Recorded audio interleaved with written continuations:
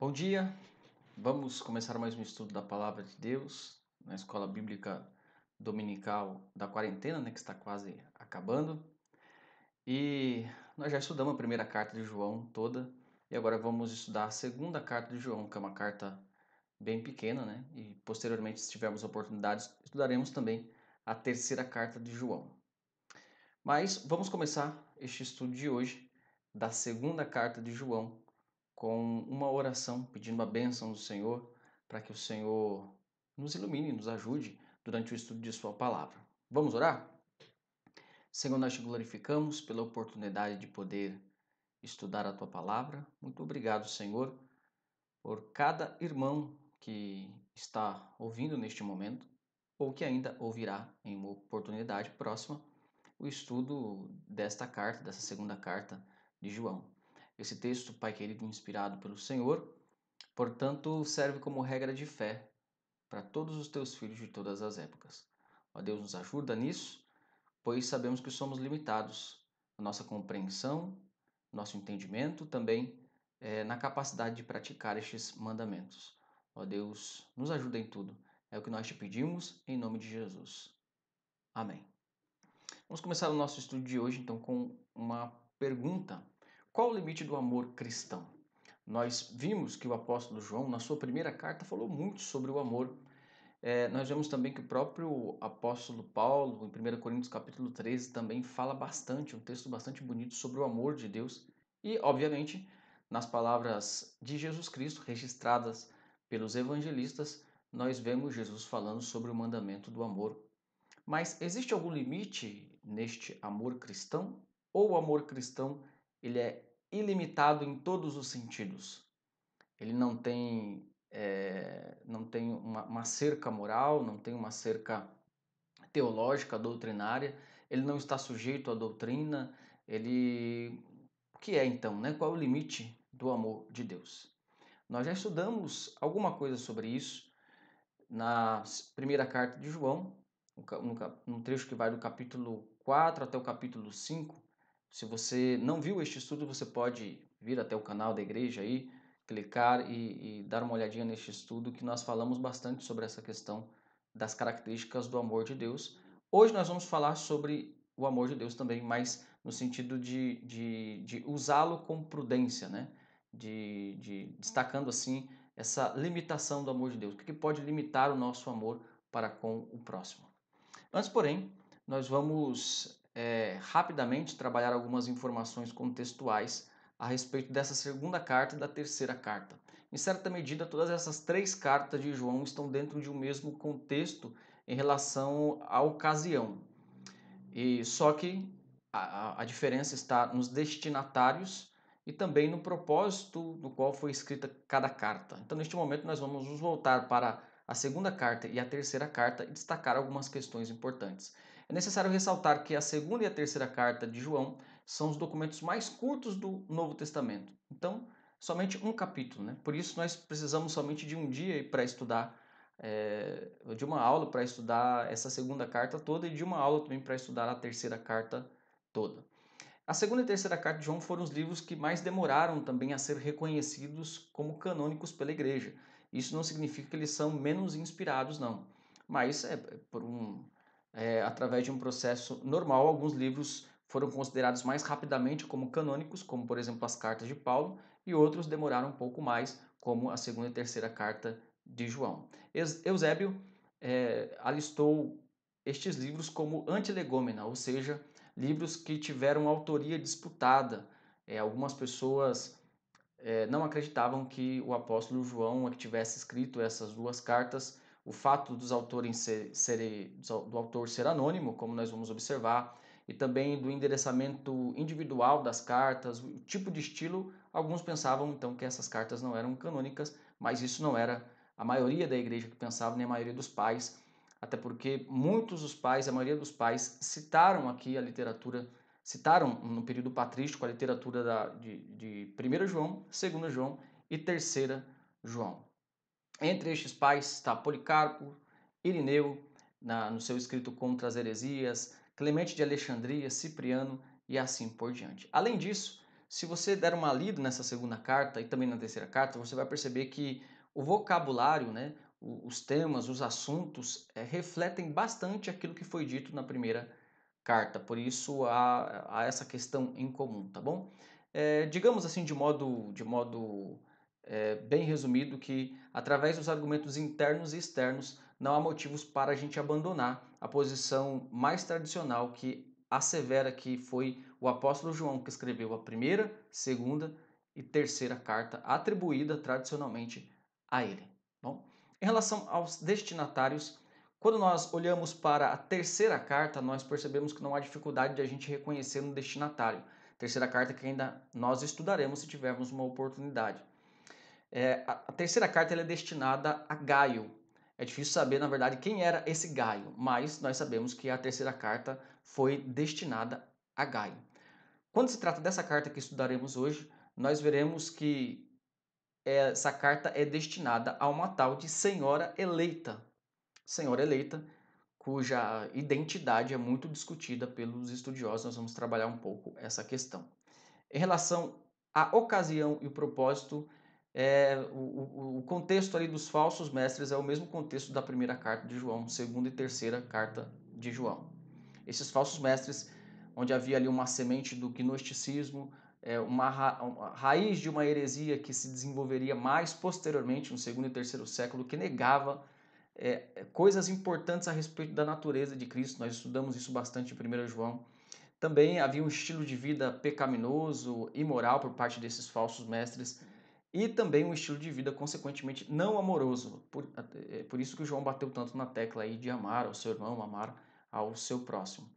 Mas existe algo mais característico aqui em relação aos falsos mestres quando se trata da segunda carta e da terceira carta de João, que era a viagens desses mestres, né? Nós sabemos que naquela época foi muito facilitada a viagem, o deslocamento de um lugar para o outro através das vias do Império Romano. O Império Romano fez diversas estradas, eles foram bastante avançados nesse sentido, então as pessoas poderiam se deslocar ali a cavalo, né, pelas estradas, e as pessoas iam de um lado para o outro viajando, né, de cidade em cidade, e muitas dessas pessoas eram cristãos, eram crentes. E era um costume dos cristãos na época receber os crentes em suas casas. Afinal de contas, nós sabemos que este costume de usar hotéis, né, hotéis melhores, né, hotéis bons, né, nós sabemos que é uma coisa moderna, não existia naquela época, embora houvesse algo parecido com isso, só que geralmente não era um lugar muito bom, muito limpo, não era um lugar moralmente bom também, então não era um lugar adequado para um cristão se hospedar. Então era um costume muito difundido na época que os cristãos recebessem os outros cristãos em suas casas ali por alguns dias, quando há trabalho, e também aqueles que pregavam o evangelho. Então, os pregadores do evangelho, os missionários, eles iam de casa em casa, até porque não havia ainda o costume de ir ao templo como acontece hoje, porque por causa da perseguição, por uma série de fatores, né? Isso começou a ser difundido mais depois. Então, eles interessante até também que as igrejas, obviamente, embora não houvesse o costume de haver igrejas em templos, as igrejas se reuniam nas casas, então já havia igreja, né? É bom a gente sempre ter isso em mente, né? Já havia a igreja e a igreja se reunia nas casas, depois a igreja passou a se reunir num lugar mais preparado, mais específico para uma atividade religiosa. Bom, dentro desse contexto havia então esses falsos mestres que aproveitavam-se da hospitalidade desses cristãos para pregar uma doutrina errada e também para abusar da hospitalidade desses cristãos. Ao ponto de um outro documento ali do primeiro e segundo século, Didaquê dos Doze Apóstolos, dizer o seguinte: se você receber um desses profetas na sua casa, se ele permanecer mais do que 3 dias, ou de 3 dias em diante, ele é um falso profeta, porque está abusando da sua hospitalidade. Era necessário, então, que João escrevesse para estes crentes a fim de orientá-los em relação à hospitalidade. Portanto, nós podemos definir que o propósito de segunda João, dessa segunda carta, foi estimular o discernimento na prática do amor pela hospitalidade devido à presença desses falsos mestres que causavam desvio né, o desvio dos crentes com as suas falsas doutrinas. A terceira carta está dentro desse contexto também, só que ela foi direcionada a Gaio. Então, a terceira carta tem como objetivo encorajar Gaio em seu ministério de hospitalidade amorosa para que ele não assuma a atitude destrutiva de Diótrefes, que era uma outra pessoa ali que estava dando um certo trabalho naquela comunidade. Nós não estudaremos agora porque faz parte do tema da terceira carta. Portanto, nosso tema de hoje é que o amor cristão deve ser exercido com prudência, com discernimento, quando o erro busca conquistar espaço dentro da igreja. Então, já nesse tema, a gente consegue perceber que há uma limitação para o amor ou para a prática do amor cristão. O amor cristão ele deve ser exercido com prudência, com discernimento, quando a circunstância o exige, quando há uma tentativa de pessoas de conquistar espaço no seio da igreja, trazendo erro, trazendo inverdades. Nós devemos, então, limitar esse amor. É óbvio que vamos tentar entender melhor isso com esta carta, tá bom? A estrutura dessa carta tem 3 partes. A primeira parte é a introdução, que tem um endereçamento e saudação. A segunda parte nós temos a mensagem propriamente dita. E a terceira parte temos uma conclusão. Nós vamos caminhar por essas partes, tá bom? Bom, em relação à introdução, essa introdução carrega consigo o endereçamento e a saudação. Versículo 1 até o versículo de número 3 diz o seguinte: O presbítero, a senhora eleita e aos seus filhos, a quem eu amo na verdade, e não somente eu, mas também todos os que conhecem a verdade. Então, o autor, que nós acreditamos, como dissemos, que seja João, o apóstolo, ele se intitula aqui o presbítero. Essa expressão presbítero é usada nessa carta e usada também na terceira carta de João. Esta palavra, presbítero, que vem da palavra ancião do Antigo Testamento e significa mesmo ancião, é uma palavra bastante ampla. Ela é usada na Bíblia, no Antigo Testamento, no Novo Testamento, se referindo a várias coisas e dentro de diversas circunstâncias. Então, às vezes, ela é usada até mesmo se referindo a anjos. Foi usada para se referir aos líderes das tribos de Israel e também para os chefes, os membros do Sinédrio, na época de Jesus, que eram os chefes judaicos ali. Foi usada também para se referir aos homens mais velhos da igreja. Então, os homens mais velhos da igreja eram considerados anciãos, né? Na primeira carta de Pedro, Pedro vai usar essa palavra com a conotação ali de idade, né? Só que aqui neste texto, ela está se referindo aos líderes locais. Então, os líderes locais do Novo Testamento também eram conhecidos como anciãos, né? Ou presbítero, que é sinônimo. Bom, que esse presbítero é sinônimo no Novo Testamento de pastor e de bispo. Então, João usa esse título para ele mesmo e Pedro também usa esse título para ele mesmo. Além de serem apóstolos, discípulos de Cristo, eles usavam esse título dizendo que eles eram presbíteros na igreja, ou seja, eles eram bispos, eram pastores da igreja. Bom, o texto diz aí no versículo 1 ainda: quem eu amo na verdade, não somente eu, mas também todos que conhecem a verdade. Você já começa a reparar que há um vocabulário parecido com o da primeira carta, especialmente aí na questão da verdade, né? João sempre está falando da verdade. Nos escritos de João, que inclui os evangelhos, primeira, segunda e terceira carta, nós vemos a verdade aparecendo como sendo o próprio Cristo, a verdade também como sendo o próprio evangelho e o conjunto de verdades do evangelho, e a verdade como sendo o próprio Espírito Santo. Isso aparece no Evangelho de João, capítulo 14. E quem está recebendo essa carta? Aqui chega o primeiro ponto importante que nós devemos analisar, né? Quem está recebendo essa carta é a senhora eleita. Aqui há vários entendimentos a respeito disso, mas podemos resumir em duas opiniões, duas posições entre os estudiosos da Escritura. Alguns entendem que essa senhora eleita era uma mulher individual, uma pessoa mesmo, né? E outros entendem que era uma igreja, que João está se referindo aqui à mulher, à senhora eleita, ele está se referindo a uma igreja, a igreja que receberia essa carta. Bom, há, na nossa opinião, bastante argumento para dizer que realmente se trata de uma igreja. Vamos citar alguns motivos aqui para que a gente possa tentar esclarecer isso. A primeira coisa é que o termo grego para igreja está no feminino, né? E também este termo aqui está no feminino. Várias vezes a igreja de Cristo ela é simbolizada ou personificada como uma mulher. Por exemplo, é citada como uma noiva. Bom, em terceiro lugar, essa igreja é dita aqui que tem alguns filhos, esses filhos aqui podem ser muito bem membros da igreja. Em quarto lugar, no versículo 13 desta mesma carta, João vai dizer que a irmã eleita dessa senhora eleita saúda ela, né? Traz uma saudação para ela. Então essa irmã eleita fica muito dando a entender aí que essa irmã eleita seria uma outra igreja. Então João está dizendo, ó, a sua igreja irmã está saudando vocês. Um outro motivo também importante é que é um jogo de palavras aqui bastante interessante no singular e no plural. Então, ora se referindo a uma personificação no singular e ora no plural, né? Então, como que você se dirige a uma pessoa no plural, né? Porque aquela pessoa, né, no singular é uma personificação de um conjunto de pessoas. Então, a senhora eleita seria a personificação, né, de várias pessoas que fariam parte daquela comunidade.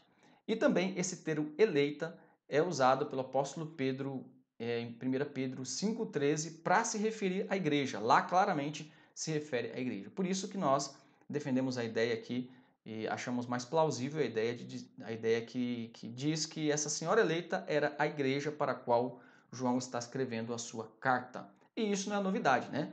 Afinal de contas, os apóstolos escreviam as cartas para as igrejas, para as comunidades. E é interessante, irmãos, abrindo um parênteses aqui, como tem crescido o movimento de desigrejismo. Aqueles que acreditam que uma pessoa ela pode ser cristã sem congregar em uma comunidade cristã. Nós não vemos isso na Bíblia em momento algum. Mesmo na época em que não havia templos no Novo Testamento, as pessoas congregavam. As pessoas não deixavam de congregar, elas faziam a ceia numa casa específica que era destinada à congregação.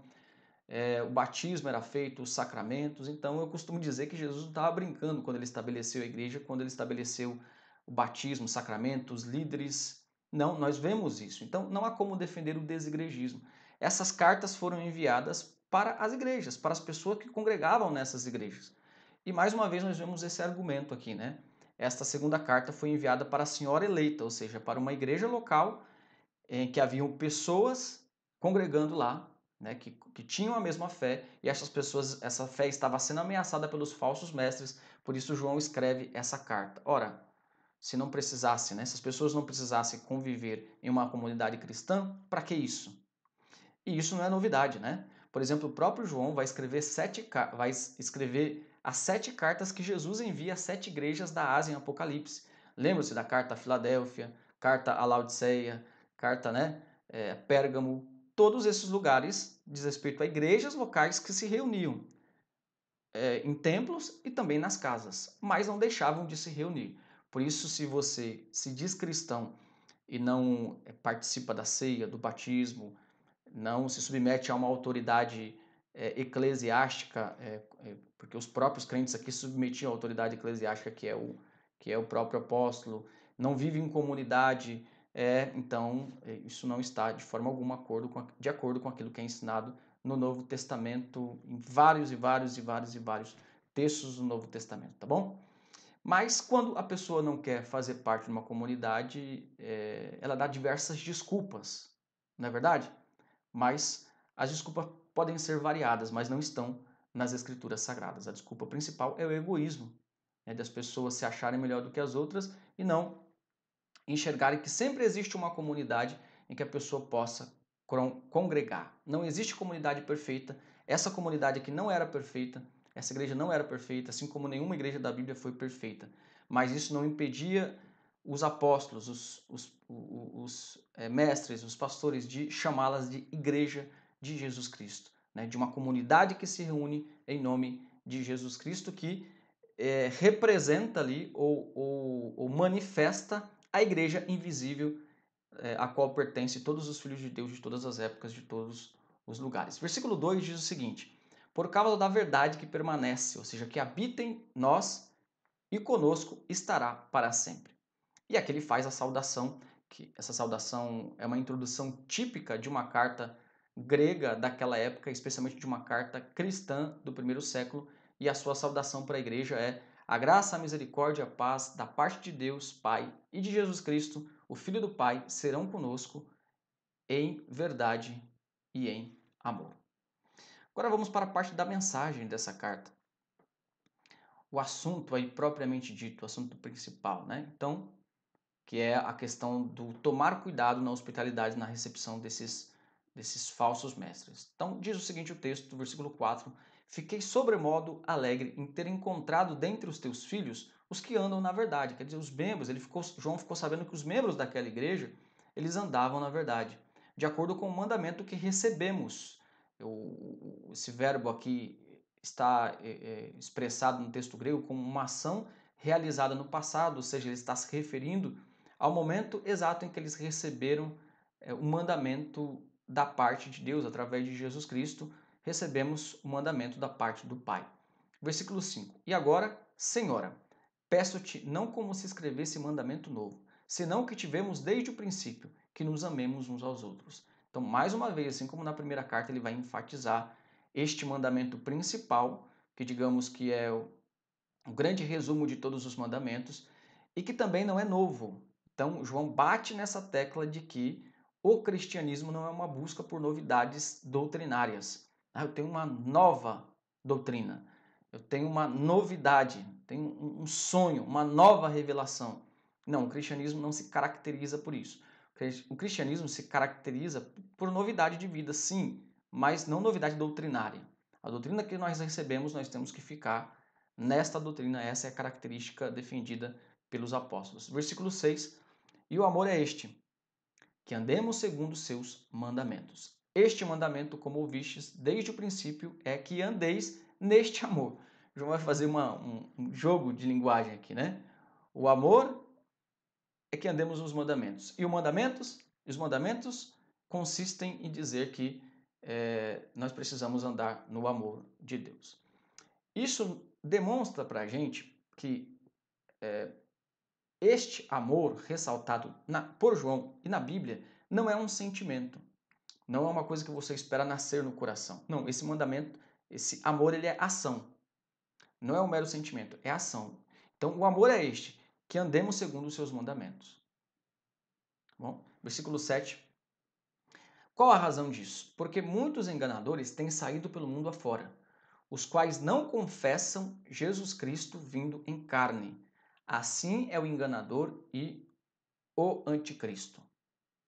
Então, João já falou sobre isso na sua primeira carta, que aquele que nega uma característica essencial da natureza de Cristo, esse tal é o enganador, esse tal é o anticristo.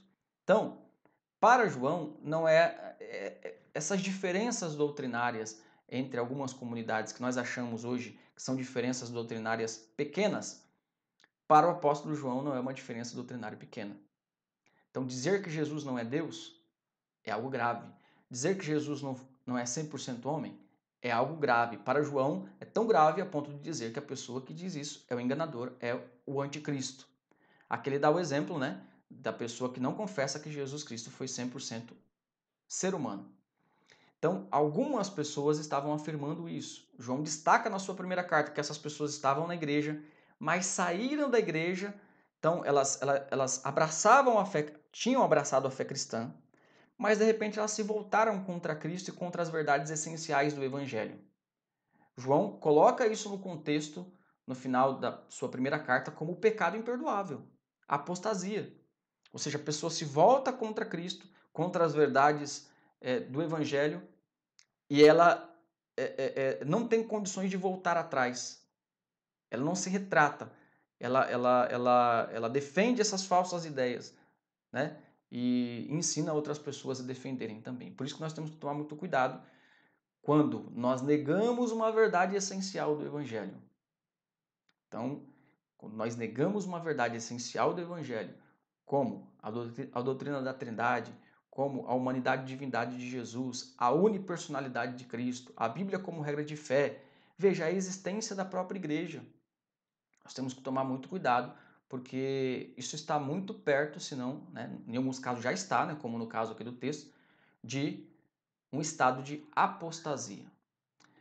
Nós falamos na primeira carta, mas é sempre bom a gente dar uma enfatizada e uma resumida, que isso parece, esse falso ensino aqui parece refletir uma espécie de semente do gnosticismo, que era uma semente ainda no primeiro século, mas depois foi melhor desenvolvida no segundo e no terceiro século, infelizmente, né? Infelizmente por um lado, felizmente por outro, porque a igreja pôde se posicionar e definir aí dogmaticamente a doutrina a respeito de Jesus Cristo. Por um lado, havia entre o que poderia se chamar no segundo e terceiro século de docéticos, aqueles que não acreditavam que Jesus veio em carne. Ele veio somente numa forma humana, aparentemente. Parecia humano, mas não era humano. Essa era uma heresia. Outra heresia que pode estar por trás aqui é o pensamento de alguns gnósticos, por exemplo, como Cerinto, que entendia que Jesus era uma coisa e Cristo era outra. E que quando Jesus foi batizado, Cristo se une a Jesus. E Cristo se separa de Jesus, né? A emanação divina, que é Cristo, se separa do Jesus humano antes de ir para a cruz. Então, quem morre na cruz não é Deus, né? Não é Cristo, é Jesus. Então, existia essa outra heresia também, que nada mais, nada menos era do que negar a humanidade e negar a divindade de Jesus, né? Então, a característica do anticristo, segundo João, do enganador. Versículo 8 diz o seguinte: acautelai-vos. É um imperativo aqui, né? Sejam vigilantes, é isso que quer dizer essa palavra, né? Vigie, seja vigilante, para não perderdes aquilo que temos realizado com esforço para receberdes completo galardão. Então tome cuidado com esse falso ensinamento. Verso 9: todo aquele que ultrapassa a doutrina de Cristo e nela não permanece, não tem Deus. O que permanece na doutrina, esse tem tanto Pai como Filho. Então, a ênfase de João aqui, né? Quem ultrapassa essa doutrina, o que é ultrapassar a doutrina? É fazer como os falsos mestres. É dizer aquilo que Jesus nunca disse. É não reconhecer a humanidade, a divindade de Cristo. Isso é ultrapassar a doutrina. É cair no modismo. E é muito provável que esse termo ultrapassar esteja sendo usado como uma referência a esses falsos mestres, porque a palavra significa literalmente estar à frente. Então, o que João quer dizer é o seguinte, em outras palavras, todo aquele que pensa estar à frente da doutrina de Cristo e não permanece nela, não tem Deus. Então, parece que era comum a estes falsos mestres pensarem da seguinte maneira: não, nós não acreditamos nessa doutrina dos apóstolos, nós estamos à frente. Essas doutrinas são muito ultrapassadas para a gente. A gente é mais moderno que essas doutrinas. Nós temos um conhecimento superior, nós estamos à frente disso. Então, por isso, João usar essa linguagem aqui. Todo aquele que ultrapassa a doutrina simplesmente não está em Deus. Que é algo muito forte, né? Uma palavra muito forte, né? João destaca isso no versículo 9. Versículo 10. Se alguém vem ter convosco e não traz essa doutrina, não recebais em casa, nem lhe deis as boas-vindas. Então aqui mais uma palavra bastante forte, né? Tudo indica que isso aqui estava ocorrendo na igreja. Alguns falsos mestres estavam vindo e as pessoas estavam recebendo estes falsos mestres na igreja sem questionamento. E João diz então, se alguém vier ter convosco, como nós sabemos disso, né, que isso estava ocorrendo? Primeiramente, pela condicional de primeira classe do texto grego, que fala de uma coisa que era tida como verdade por parte do autor. Então, se alguém vem ter convosco trazendo outra doutrina, e a outra característica de que isso estava ocorrendo é o imperativo presente, que associado a uma partícula negativa, que retrata uma ação que está ocorrendo e que deve ser parada.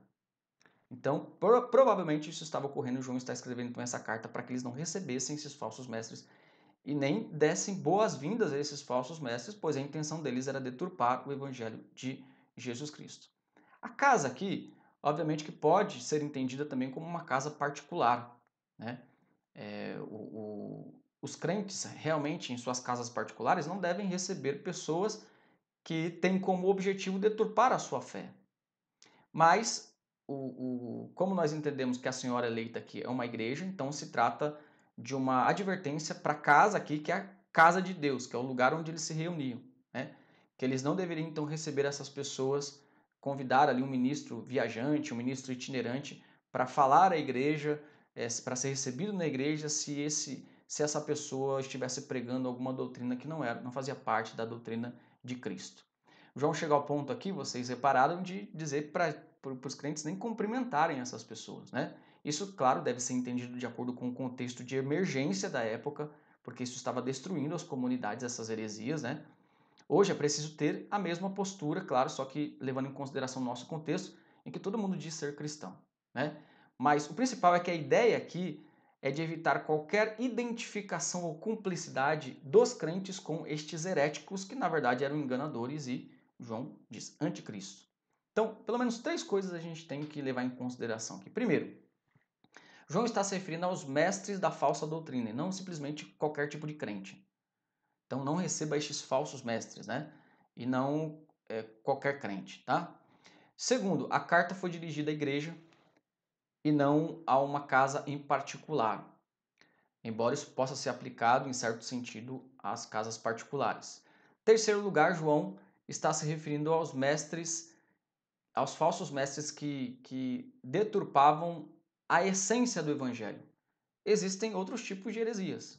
Algumas heresias mexem com aquilo que é essencial do evangelho, outras não. Aqui João está falando com um tipo de heresia mais destrutiva, ou seja, que nega coisas essenciais do evangelho. Então a pessoa não deveria nem receber essa outra em sua casa. Versículo 11, ele diz a razão, né? Porquanto aquele que lhe dá boas-vindas, faça cúmplice de suas obras más. Aí nós temos então a conclusão da carta, que diz o seguinte, que eu não passei, né? Mas esse é o nosso texto, tá? Todo aquele que ultrapassa a doutrina de Cristo, nela não permanece, não tem Deus. Esse é o nosso texto aqui do comentário anterior. Versículo 12 e 13, nós temos aí a conclusão da carta. Ainda tinha muitas coisas que vos escrever, não quis fazê-lo com papel e tinta, pois espero ir ter convosco e conversaremos de viva voz para que a nossa alegria seja completa. Então João iria naquela igreja em determinado momento para levar ali uma mensagem àquela comunidade cristã, aquela igreja que se reunia naquela localidade.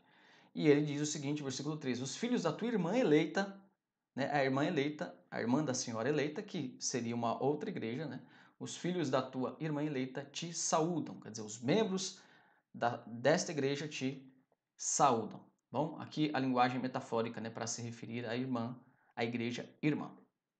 Vamos então às nossas lições e aplicações. Bom, eu quero destacar somente uma lição principal desta carta, e que é a lição principal da carta. Então, ela pode ser resumida na seguinte frase: exerça o amor com discernimento, quando o erro busca conquistar espaço na igreja. Então, exerça o amor cristão, mas com prudência. Exerça o amor cristão, mas com discernimento. Não é interessante que, nesta mesma carta, João, no versículo 6, ele fale que os crentes tinham recebido o amor como mandamento, e pouco depois ele diga para que os crentes não recebessem os falsos profetas? Não parece falta de amor? Não parece uma contradição ele dizer o maior mandamento é o amor, e depois ele dizer não receba essas pessoas na igreja? Isso parece contradição porque a maioria de nós, a maioria das pessoas, tem uma visão equivocada a respeito do que é o amor de Deus. Nós estudamos sobre isso na primeira carta, capítulo 5, se você quiser dar uma olhada depois neste estudo, está aqui no canal da igreja. Mas é sempre bom repetir e salientar que o amor de Deus, ele tem características próprias, ele não é aquilo que a gente pensa a respeito dele. As pessoas confundem o amor com o sentimento. As pessoas acreditam em toda forma de amor, que o amor não tem limites. As pessoas dizem que o importante é o amor. Não há nada de errado naquilo que te faz feliz. Se você for fazer uma coisa que te faz feliz, então não há errado, não é errado. O que é uma frase muito perigosa, que deveria agradar muito uma pessoa como Hitler, por exemplo, né? Pelo fato de ele ter matado milhares de judeus, deveria ter agradado ele. Então, se essa frase for uma frase verdadeira, nós estamos em grande perigo. O amor de Deus, no entanto, não é leviano. Ele não é o amor do Woodstock, ele não é um amor sem regras, pois esse amor é Deus. João vai falar, se esse amor é Deus e Deus é um Deus totalmente separado, transcendente, que fez as normas, a fonte absoluta de toda a verdade, então esse amor segue critérios. Ele não é só o sentimento, tá bom? Então, dentro dessa característica, faz parte deste amor, primeiro, ter cuidado contínuo com a verdade de acordo com a doutrina apostólica. Então, este amor não é um amor que não é comprometido com a doutrina. Você está reparando nisso nesse texto. Nós temos que amar e não importa a doutrina, todos os caminhos levam a Deus. Sim, existe essa ideia na mente das pessoas, mas não é essa ideia que está na Bíblia. O próprio João lhe diz que o maior mandamento é o amor, mas que este amor está comprometido com a verdade e a verdade doutrinária e apostólica. Então faz parte deste amor. Quem diz ter este amor bíblico, de ter cuidado com a verdade apostólica e de também ter cuidado para ver se está andando nesta verdade apostólica. Faz parte deste amor peneirar os falsos mestres, ter cuidado, como João diz na sua primeira carta, capítulo 4, versículo 1 ao 6, não acreditar em qualquer pessoa que diz falar algo sobre Deus, mas provar os espíritos. Provar os espíritos, julgar para ver se aquilo é de Deus, parece uma palavra que não tem necessariamente a ver com amor. Poxa, eu julgar para ver se algo é de Deus, isso é amor? Sim, João está dizendo que isso faz parte do amor cristão. Terceiro, obedecer aos mandamentos por meio da fé. João vai associar nessa carta e na primeira carta o amor aos mandamentos. João vai dizer claramente que isto é o amor, guardar os mandamentos. Então, uma pessoa que diz ter o amor de Deus não se preocupa com os mandamentos, né? Tanto os mandamentos relacionados a Deus como os mandamentos relacionados com o próximo, a Deus, adorar somente a Deus, não tomar o nome de Deus em vão, guardar o domingo, e assim por diante. E os mandamentos ligados ao próximo, honrar os pais e a mãe, não adulterar, não roubar, não cobiçar e assim por diante. Óbvio, não estamos falando aqui de perfeição, pois o próprio João vai dizer que quem diz não ter pecado faz de Deus mentiroso. Mas estamos falando aqui do fato de que a pessoa que nasceu de novo e tem o amor de Deus, ela não ignora os mandamentos de Deus. Então, faz parte do amor buscar obedecer os mandamentos de Deus por meio da fé. E faz parte do amor também refletir a própria natureza de Cristo. Então, uma das formas interessantes de a gente entender o amor de Deus é olhar como que esse amor se manifestava em Cristo, pois Cristo é Deus. Então, Cristo tolerou todas as coisas? Cristo disse que existem vários caminhos? Ele diz, eu sou amor e existem vários caminhos. Não, Cristo foi, em certo sentido, exclusivista. Ele disse, eu sou o caminho, a verdade e a vida, e ninguém pode ir a Deus se não for por mim, não há outro caminho. E é claro, ele é inclusivista no sentido de que ele prega para todas as pessoas. Todas as pessoas devem ouvir o evangelho, todo aquele que se arrepender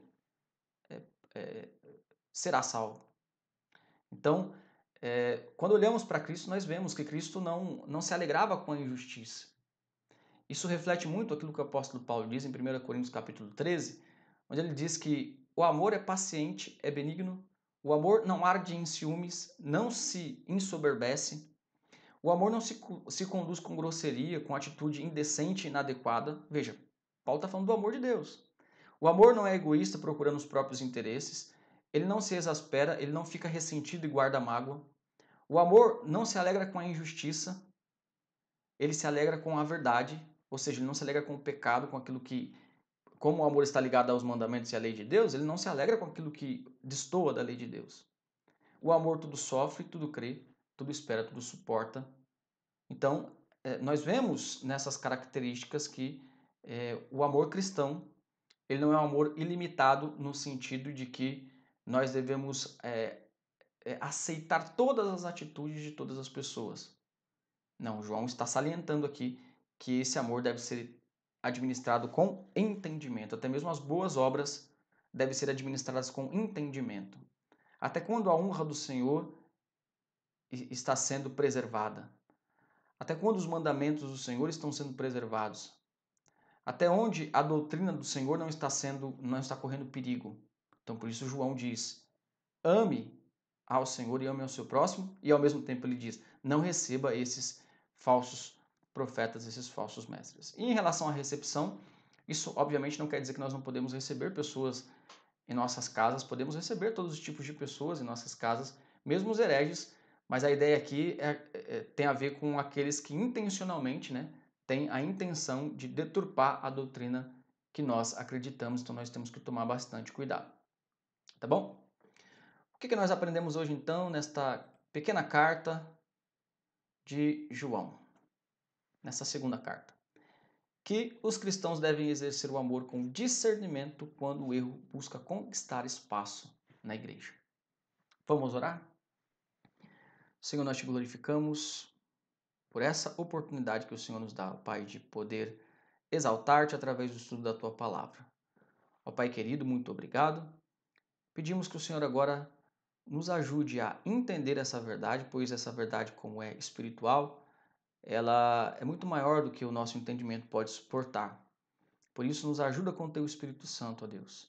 Nos ajuda também a ensinar a outras pessoas essas verdades e muito mais, a praticá-las.